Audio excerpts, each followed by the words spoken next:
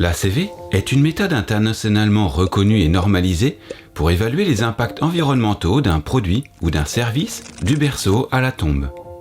Ces approches produits peuvent permettre des gains environnementaux significatifs, mais ne remettent pas en cause les modes de vie pour être à la hauteur des défis environnementaux que l'humanité doit affronter.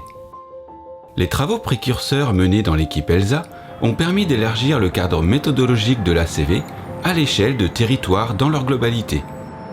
Le territoire est en effet l'échelle adaptée pour modifier beaucoup plus en profondeur nos modes de production, de consommation et être à la hauteur des défis posés par la transition écologique. Prenons l'exemple d'une collectivité territoriale qui élabore la planification d'un large bassin de vie ou d'une aire urbaine dans le cadre d'un projet de développement durable. De nombreuses questions se posent à elle. Est-il possible de concilier le développement économique et social et l'environnement ? Par exemple, la préservation des zones naturelles, tout en accueillant ou développant des activités consommatrices d'espace. Comment s'assurer que le développement local ne génère pas d'impact sur d'autres territoires ? Avant de se lancer dans un travail prospectif, il est nécessaire de poser un diagnostic illustrant les principaux enjeux environnementaux présents sur le territoire et en dehors. Quelles sont les activités qui contribuent le plus aux impacts sur la santé humaine, les écosystèmes et les ressources naturelles ? Est-ce que les impacts indirects générés aux quatre coins de la planète par l'utilisation de matières premières, d'énergie ou de produits importés sont importants ?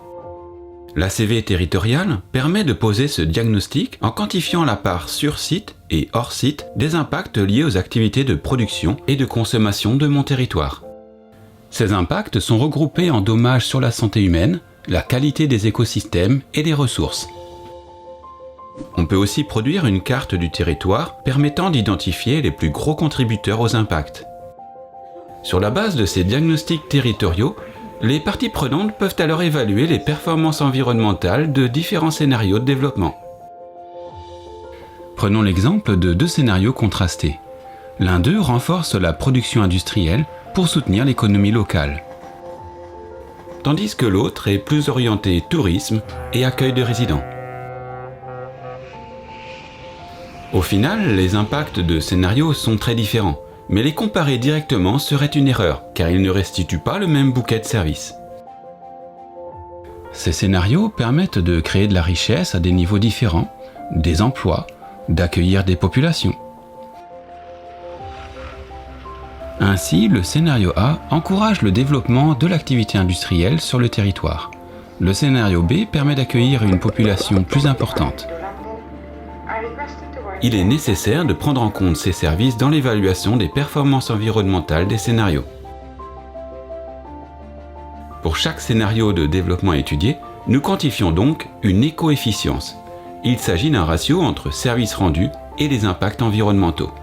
L'idée étant d'identifier les scénarios fournissant le plus de services pour chaque unité d'impact.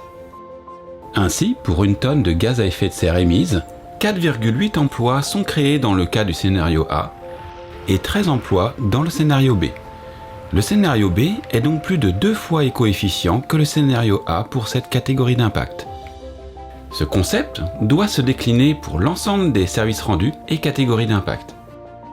En cherchant à améliorer l'éco-efficience de scénarios de développement, les parties prenantes devraient déboucher sur des scénarios plus en rupture, revoyant en profondeur nos modes de production et de consommation.